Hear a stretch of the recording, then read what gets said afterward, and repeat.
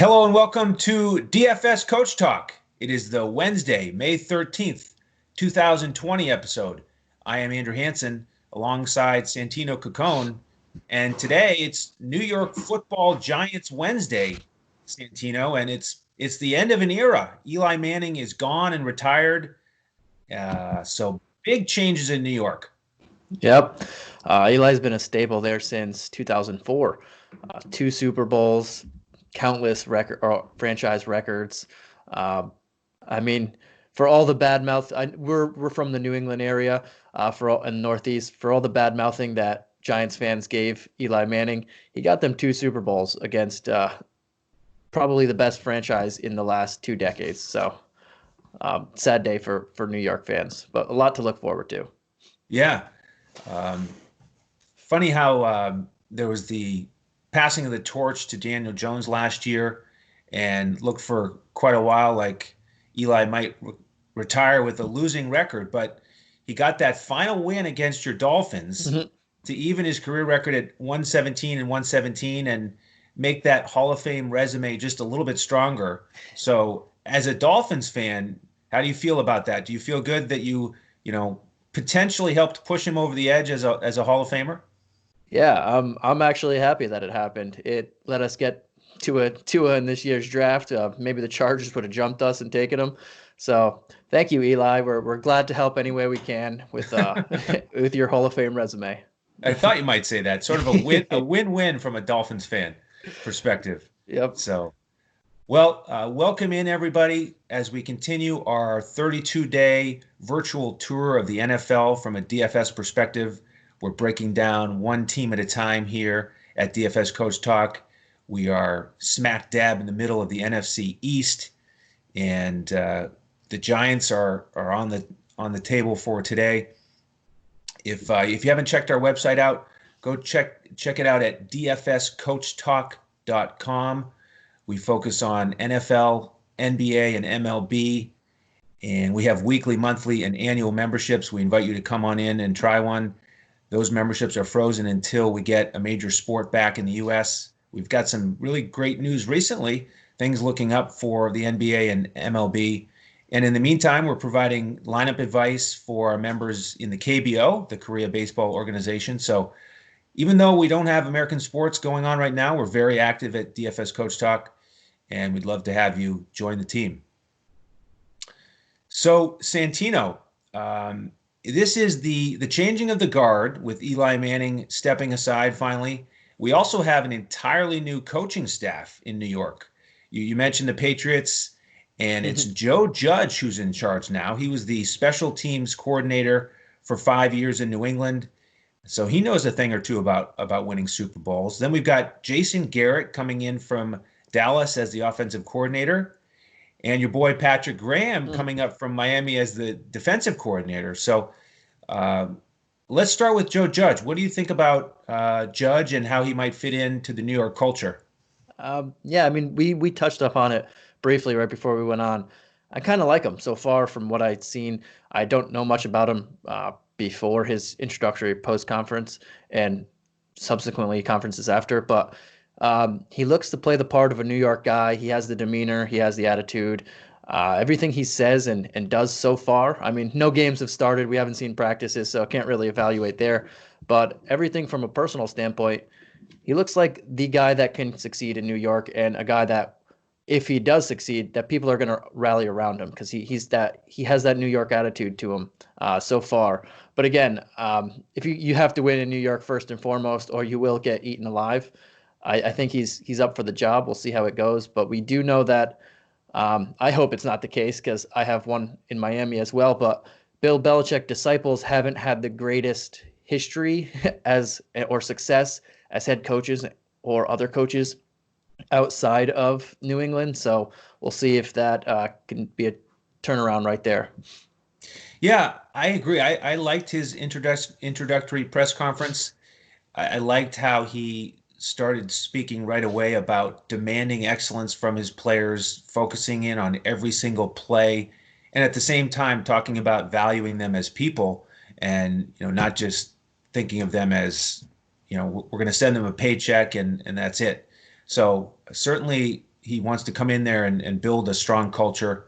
And, if there's anything we can count on, it's at least that they should have a strong special teams group. So Yeah, he's got that yeah. going for him, because we know how much emphasis New England puts on the special teams game and finding an edge every single place they can, whether it's with the punter or the place kicker or the return game. So he's in charge, and he's brought in a guy with a ton of experience, Jason Garrett, not only as a head coach, strong winning record with Dallas, but also a strong offensive background. So let's talk about that a little bit, because he comes in, and the Giants, I'd say the best thing about the New York Giants last year was their passing game. And in fact, they managed to score 30 touchdowns through the air, which was fifth in the NFL. And so they've got Jason Garrett coming to town. And we may have some different thoughts on this, but when he was the offensive coordinator in Dallas, before he became the head coach, there were 4 years there, and each year Dallas was top 10 in passing yards. And things have been a little bit different once he became the head coach. But what do you think about the combination of Jason Garrett and Daniel Jones? Yeah, it's going to be interesting. I know we had a little bit of differing opinions there, but similar right before we went on. As an offensive coordinator for Dallas, as you mentioned, yeah, he was in the top 10 in passing yards every year, even the first couple years as a head coach. But somewhere along the line, I think it was 2013, 14, that entirely shifted to top 10 rushing offenses and bottom of the league passing offenses. We'll see which one wins out here. I know Joe Judge yesterday mentioned that the Giants offense is going to look a lot like, well, pretty much basically the same that the Cowboys offense looked like in recent years. So we'll see which philosophy wins out. But if it turns out to not be the completely wide open system that Daniel Jones had last year, where he was, we'll get into how his stats in a bit, but he was slinging it all over the place, came with a lot of turnovers. I know you want to get on that one. But if it's more of a conservative approach that we've come accustomed to with Garrett lately, that's a little troubling for Daniel Jones's DFS and fantasy outlook. Yeah, you're right. That'll be interesting. I hope for his sake and for his DFS sake that he'll be able to continue to sling it all over the place. Mm-hmm. The downside for Jason Garrett for me has been those conservative decisions, especially on fourth down, some of his game management.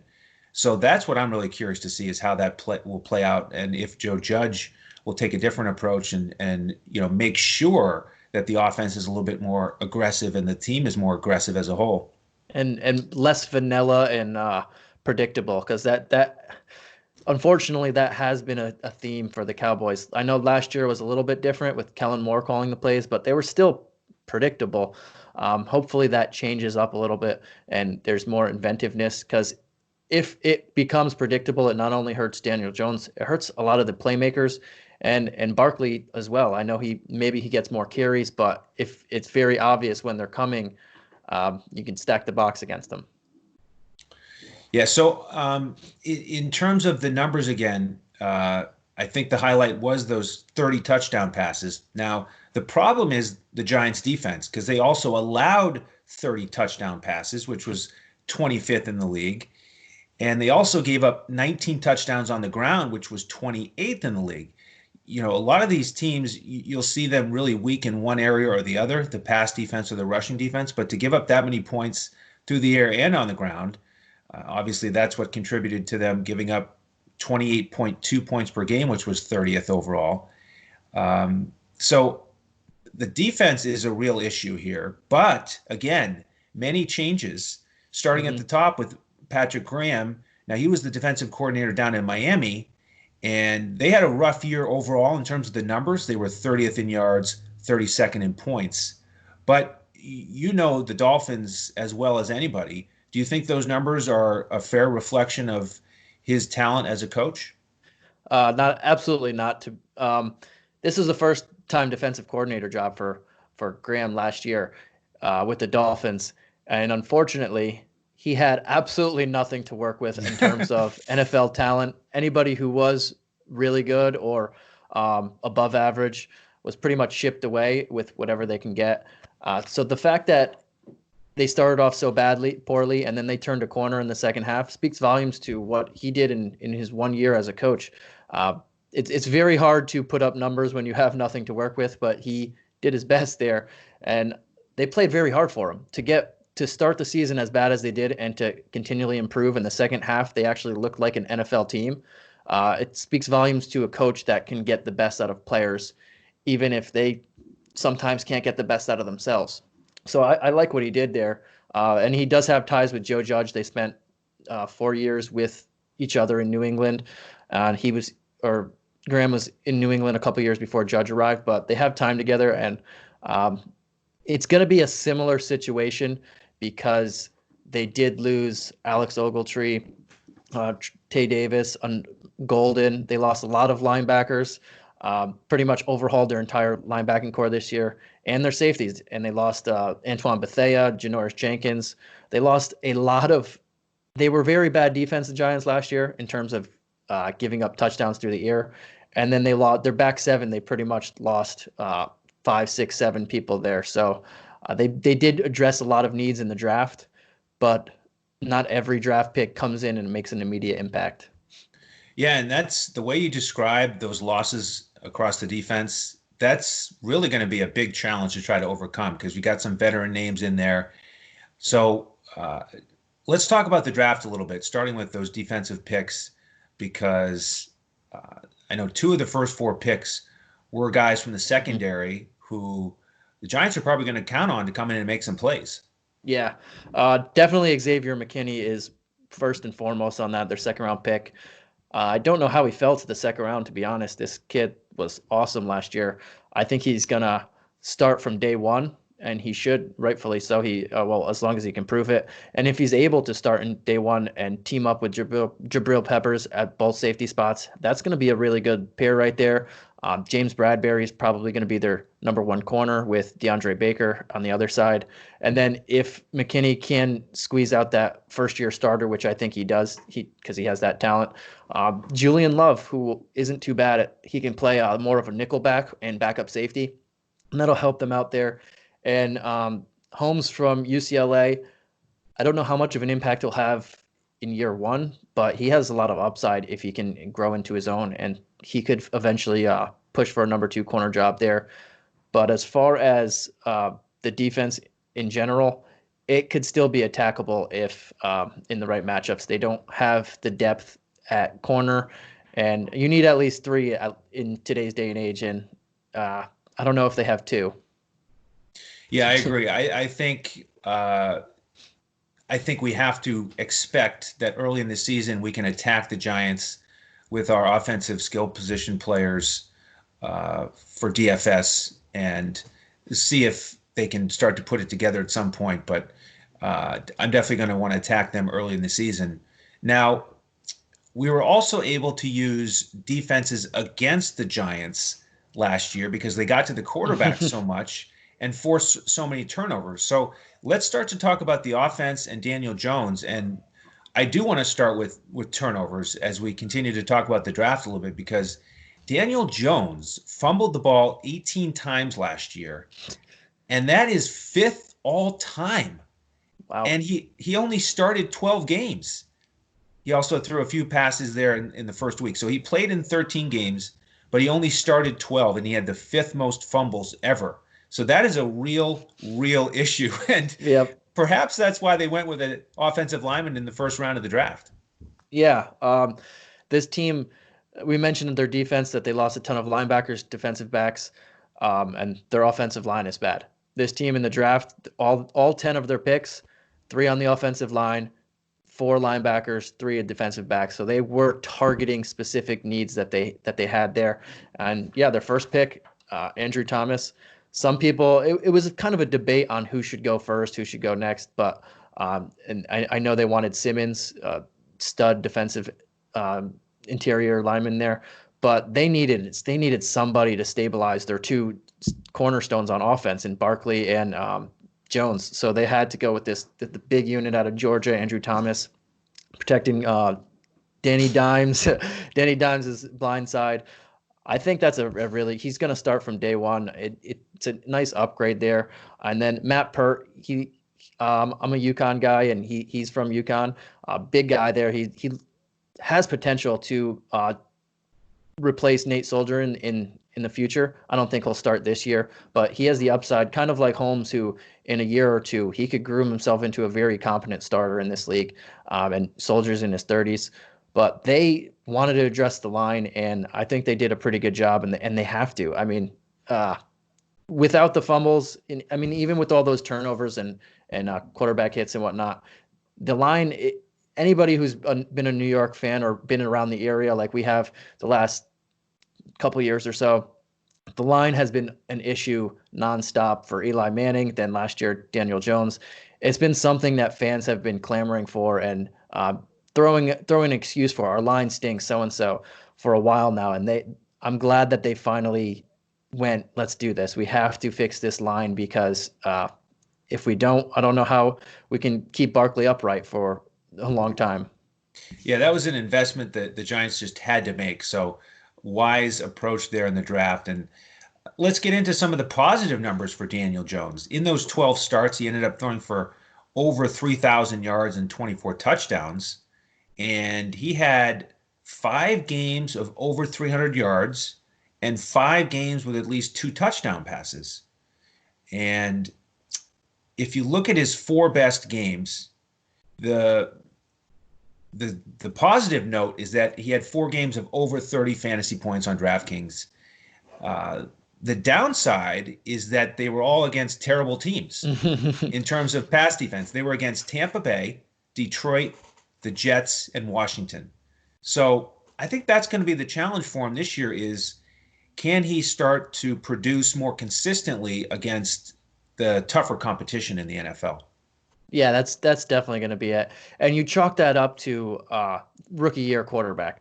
I know sometimes not lately, quarterbacks and rookies in general just burst onto the scene, but the history of the game shows that it takes 1, 2, 3 years sometimes for these quarterbacks to gel into who they can be.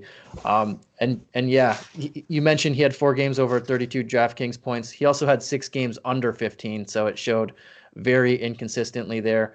But 24 touchdowns and 251 yards per game. That's nothing to slouch at. If you look, he would have been 18th if you a prorated 16-game season. He would have been ahead of Aaron Rodgers, and he would have threw for 4,000 yards, prorated for 32 touchdowns and 2 on the ground.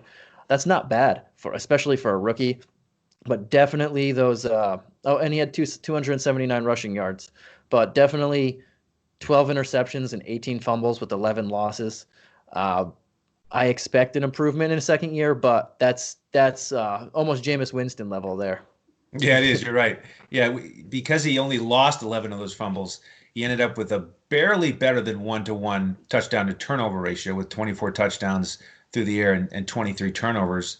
But I want to follow up on that point. I really want to underscore what you said, that he had those great ceiling games against the poor competition, but then his floor was very low against the strong competition. So that'll be the thing to watch to see if he can get more consistent in year 2. I think he will. We both like the position players, the skill position players that he has around him. So let's look at the backup, Colt McCoy. Just in case Jones goes down, this is interesting because McCoy had a rough start to his career, but then he hasn't played much lately. So what do you think? What do you think will happen if he gets out on the field? He's a pretty good real life game manager for having as a backup quarterback. You don't want him to start on your team. If he's starting on your team, that something went wrong with your season. But if you need him to fill in for a game or two, he's not a bad guy to have out there. That said, fantasy wise, if I'm picking out my DraftKings or FanDuel lineup, I really don't want anything to do with him. Yes, he has some good weapons, but especially in what I think might be a little bit more conservative offense with Jason Garrett, he plays right into that hand, and he will be conservative if you need him to be. So I wouldn't expect big numbers from him, but he could get you a win in a real life game. Yeah, you're right. And I think he's been hurt by the teams he's been on and the players that have been around him. I mean, the most he played was those first 2 years in Cleveland when he was young, and they didn't have much talent. So kind of an unfortunate situation for him. And kind of funny, they both averaged 6.6 yards per attempt. McCoy for his career, and then Jones, of course, for that first year. Um, well, let's start to talk about these skill position players. And thankfully, we get to start with somebody who's pretty exciting in Saquon Barkley. But, one of the themes with the Giants is injury. They just didn't have everybody together throughout the season last year. So I think that's another thing the Giants fans can hope for, because Barkley missed 3 games, and so his overall production was a lot down, a lot lower than his rookie year. Yeah. He dealt with a severe ankle sprain there, so I'm not going to hold anything against him. I don't know how he came back so early that he only missed 3 games. I thought he was going to miss a lot more than that, but that's kudos to him because he recovers quickly, and that's something that you want to have. But yeah, his numbers dropped off last year. With that said, and the injury said, this is, to me, the most exciting player in the NFL. I think he's the best athlete in the NFL.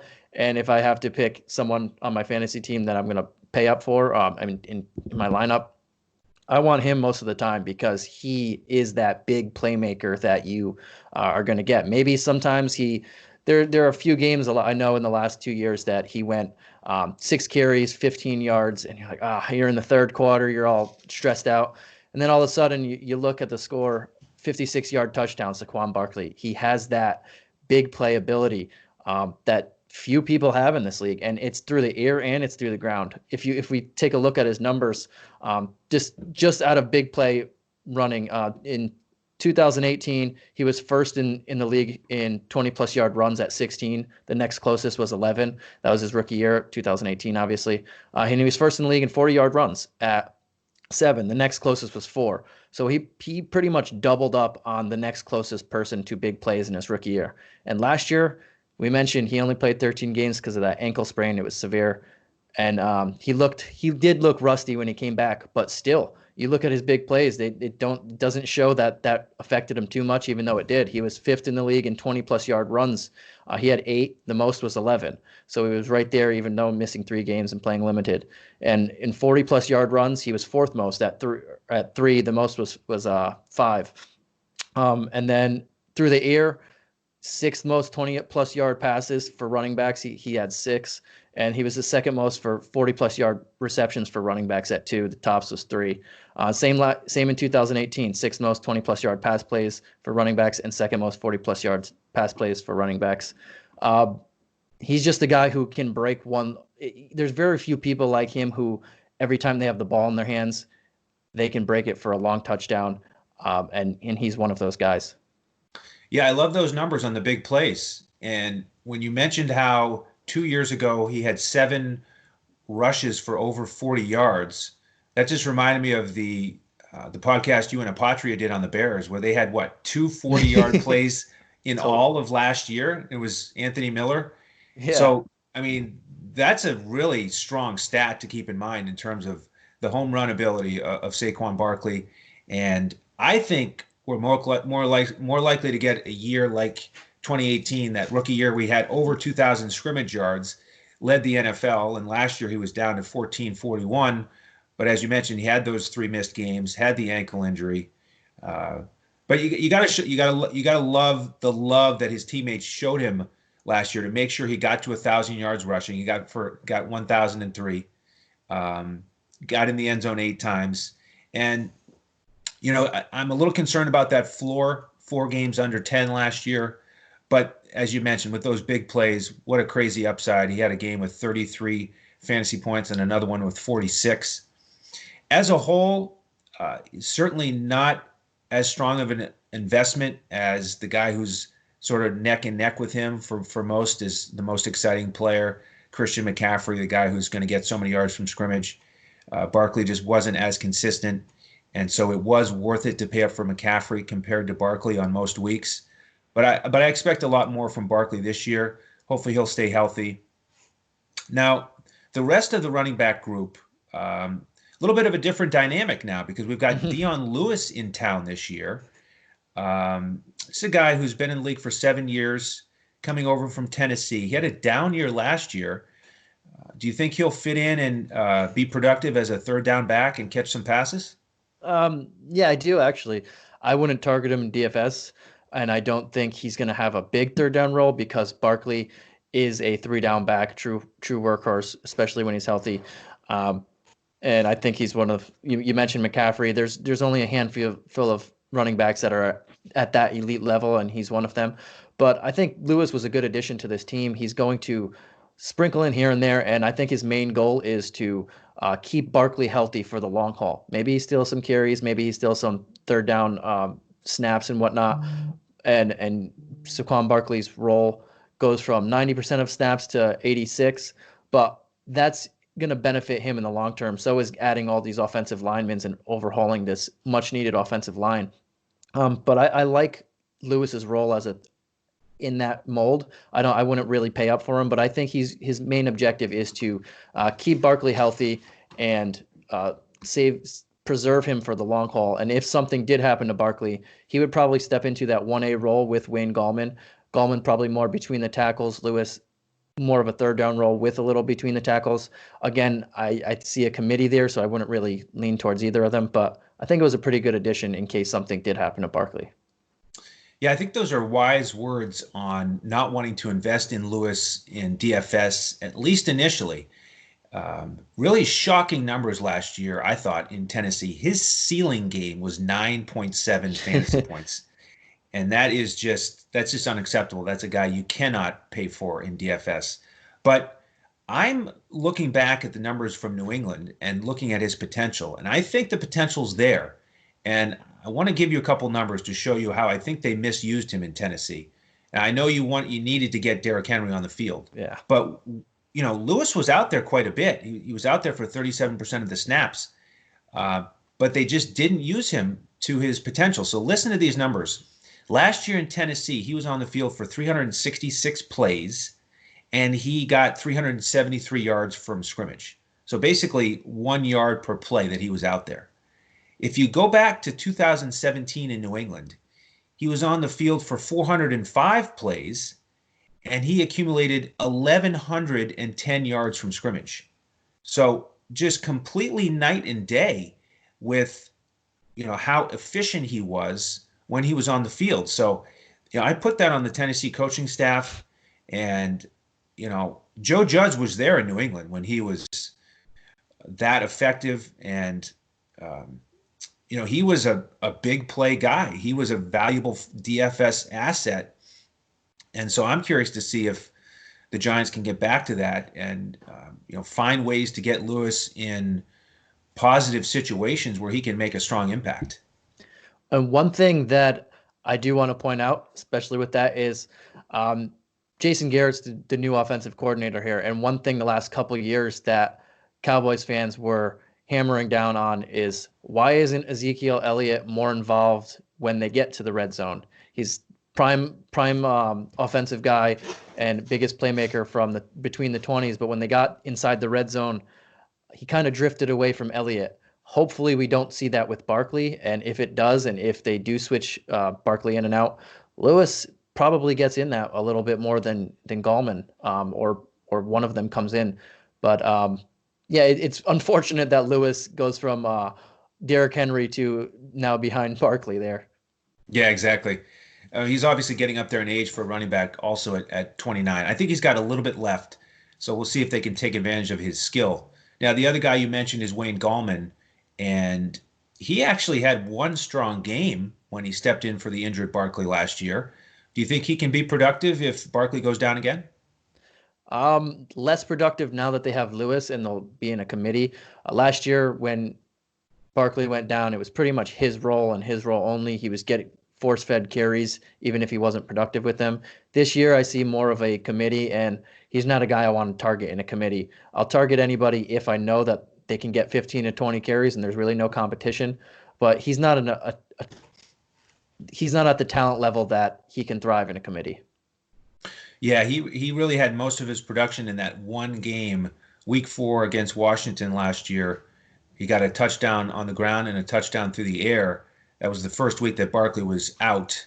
But then after that, he was banged up and just kind of disappeared. So I agree. The presence of Lewis could be a problem if Gallman does get a start. So we'll see how that goes. All right, let's transition to the wide receiver group. Um, Along with the departure of Eli Manning, the Giants lost Cody Latimer and Benny Fowler. Not huge names, but they combined for 47 catches, almost 500 yards, 2 scores. So there is some room there for extra touches to go around. But um, if the primary targets out wide can stay healthy, this is quite a group led Yeah. by led by Sterling Shepard and Darius Slayton. Yeah, and then the veteran there, Golden Tate. This is a pretty good group. If you prorate Tate and Shepard's numbers throughout the whole year, I know Tate missed multiple games with a PAD suspension, and last year was his lowest catch rate since his rookie year. I'll start with him because he's probably the quote unquote number one on this team. 57.6% catch rate. He was dealing with a Eli Manning on his last gasp of NFL life, and Daniel Jones, who was just a rookie. But it was also his highest yards per catch since his Seattle days in 2013. So in 11 games, he had 85 targets, 49 catches, 679 yards. And what stood out to me was 6 touchdowns. So he was used in the red zone when he was playing a lot more than in his career. But if you prorate those to 16 games, that's 123 targets, not bad, 71 catches. Not his Detroit days, but still pretty good. 983 yards, pretty much on par, and almost 9 touchdowns. He's been an extremely consistent guy since that last year in Seattle and his Detroit days. I know Detroit's a lot more pass friendly, but he's a valuable chain mover and a third guy. Not someone he can make the occasional big play, but I think he's probably going to be the most consistent of this wide receiver group to me. But if you're looking for a guy to make that big game-changing play, I would lean probably towards Slayton. Yeah, I agree. In terms of DFS, Golden Tate, much more of a cash game play, very consistent. Last year, when he got into his groove, he finished 9 of the last 10 games with at least 10 fantasy points, but just didn't quite have that upside. His ceiling games were 24 and 25. And I agree. He's a really valuable piece. Very consistent. He had 4 straight years in Detroit with at least 90 receptions. So that's a guy they really can count on to move the chains. And like you said, they're going to target him in the red zone enough to get 6 touchdowns. He's certainly worth consideration. Mm-hmm. But let's transition to these guys who are more of the home run hitters, Slayton and Shepard. Yeah, so Slayton had 9 starts last year, 14 games. First couple of weeks, he didn't really do much, but then he took off when Shepard got hurt and he had to play. But he built chemistry with Daniel Jones all throughout the summer because they were both on the second team offense. He is their best downfield threat, and he is a burner. His numbers last year: 84 targets, 1 behind Golden Tate for the team lead, 48 catches, 740 yards, and 740 yards led the team, and so did the 8 touchdowns that he scored. So he is a big play guy waiting to happen. Last year, he had 9 games over 80% of the snaps, 2 100-yard games, 3 multi-touchdown games, and 9 games with 5+ targets. He is more of a deep flyer. He's going to be 3rd to 4th option in the pass game here, but he is that boomer bust guy that if you're looking for a prime matchup where he's going to be on a nickel corner and they can't really guard him there, he's the guy that's going to beat you over the top the most. Yeah, great stuff. I mean, he is a burner. He looks at Saquon Barkley and says, Saquon, come on, you got to pick it up. Slayton ran a 4.39 40, and he's always going to hold that over Barkley, who was at 4.4 40. He just nudged him out. But yeah, those ceiling games are huge. A 35 game against Philly and 37 against the Jets. And his floors, weren't even that bad. He also had a streak there with 6 of 7 games with at least 10 fantasy points. So not a bad floor for a rookie, and really impressive overall numbers. He's trending in the right direction and definitely going to be a target for me. His price never got above $5.5K last year on DraftKings. I imagine he'll be more expensive this year, but really terrific impact and a great weapon to balance out with Golden Tate underneath. It Then reminds we've me of got, like a Deshaun Jackson type who have very high ceiling, and could make that big play, that home run play anytime.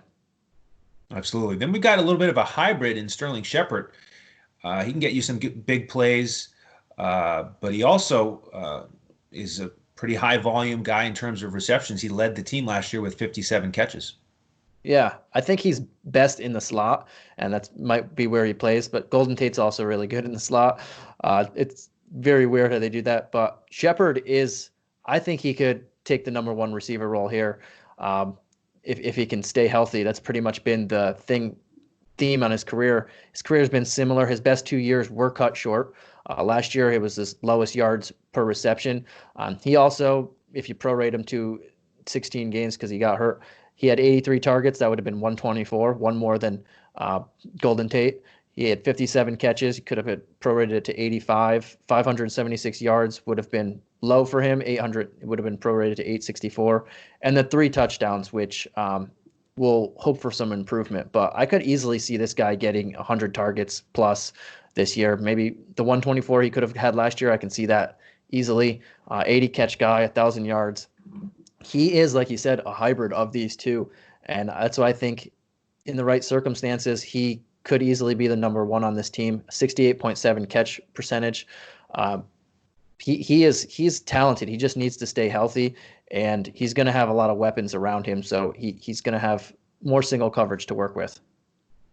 And I'm glad you mentioned the prorated numbers there because even with the injuries, he's averaged about 60 catches for 700 yards and 4 touchdowns in his career, but he only played 10 games last year. If he gets a full season, I think we're talking more like, 80 catches for, 900 to 1,000 yards. He didn't have quite the ceiling games as Slayton. He only had one game over 30, and he did have 4 games under 10, so not the best floor. And 2 of those floor games were against Philly, so that's one takeaway. We can't play Sterling Shepard against Philly. If there's one thing to learn from this podcast today, that's it. But yeah, going to be exciting if those 3 can stay healthy. If not, one guy who might get a shot is Corey Coleman, and he is a former first-round draft pick who hasn't really done it yet. Do you have any confidence that he would jump into any of those spots and make a positive impact? Not if only one of them are hurt. If 2, then yeah, but we still haven't gotten to probably. I mean, I keep saying it. I do like all of these playmakers, but we haven't gotten to their tight end position, which is also exciting. So Corey Coleman, he hasn't put anything together. I know me and you, we were talking about Laquan Treadwell a few podcasts ago, former first rounder who hasn't put anything together. Sometimes a change of scenery. Coleman had a chance last year, and then he got hurt and didn't get a chance to build on what people were saying. He was having a good camp. I don't really expect him to do much if he got the opportunity, but if a couple people went down, they need someone to throw to. Yeah, I don't have a lot of confidence in him either. Career catch rate of 43.9%. Yeah, he hasn't had the best quarterbacks around him, but he just hasn't quite put it all together yet. So let's go to the tight end group because I am also very excited about Evan Ingram. This is a guy who is terrific for fantasy. So talk to me about Ingram. Yeah, so first round pick in 2017. I've said it. I think I said it on Shepard. He could be the number one target. Slayton or Tate could be it. But if I'm going all throughout pass catchers and including tight end, I think Ingram is the most capable of this group to produce elite numbers, especially at his position. Just like Shepard, the big thing on this guy, stay healthy. Can you stay healthy for a 16-game season, and can you provide for a 16-game season? The last 2 years, he's missed 13 games. DFS, that's okay because we're only week-to-week basis. But you can't, when he's not in the lineup and you can't even look at him, that's a big miss right there. 68 targets. I have to do the prorated for a lot of these guys because they've all missed games, but 68 targets last year, 44 catches, 467 yards, 3 touchdowns. If you double that, that's 136 targets, would have led the team. 88 catches, 934 yards, 6 touchdowns, 11.5 yards per reception for his career. That's close to Zach Ertz numbers, and Zach Ertz is a top 5 tight end in this game. Evan Ingram could jump up to that upper echelon of tight ends if he can just stay healthy. He has the potential to be the number one on this team, and he's the biggest yak guy on this team. 640 yards after catch in 19 games the last 2 years for a tight end. That's very, very intriguing to me. And his body, his size, his speed, his power. He just needs to stay healthy, and I think he's going to have a breakout year if he can do that. Yeah, I agree. This guy is, top 5 at tight end potentially with the types of production he can give you. Great speed for a tight end. He's 4.42 40. So terrific athlete. The guy just needs to stay healthy. Only playing 8 games last year. Very good floor. He's got this ceiling as well. He had a 26 and a 31 game last year. Not overly expensive.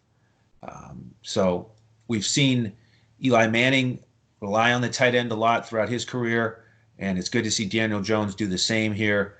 I think Ingram is going to be a really important part of this offense. Now, because he basically missed the second half of the season, we actually got to see a little bit of Caden Smith last year.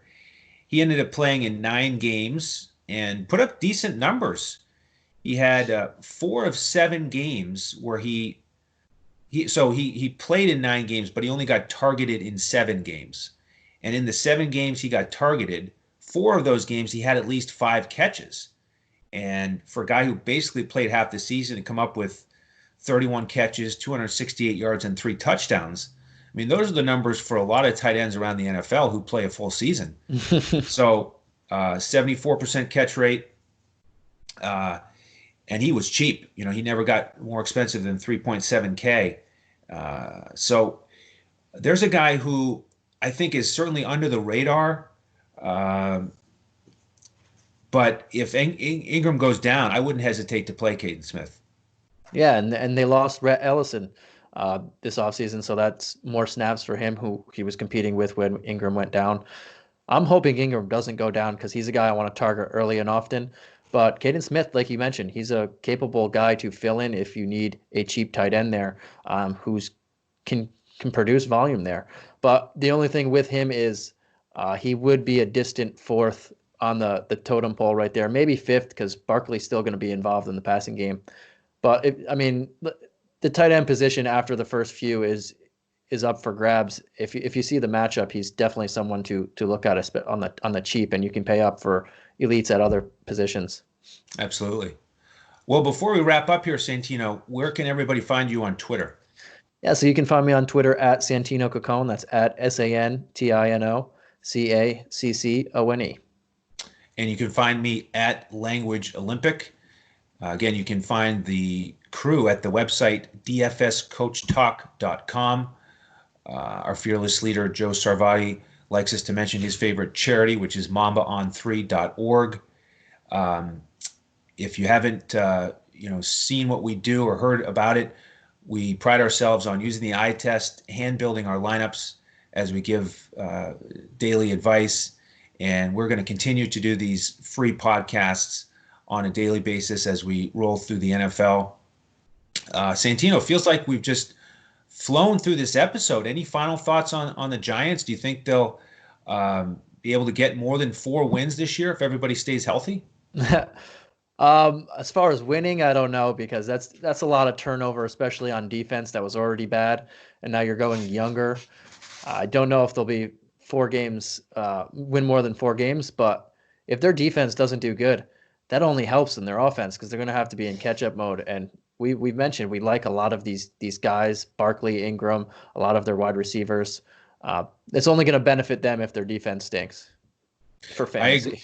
I agree completely. This could be a really important team in fantasy, even if they don't get more than 4 wins, because they've shown the ability to score. A lot of these teams, like Washington that we talked about yesterday, they don't have any offensive punch, so you don't get a high-scoring game. But the Giants are willing to score and score a lot, pass a lot through the air, and they give up a lot also. So certainly some fantasy goodness to come out of the Giants matchups. So that'll do it for today.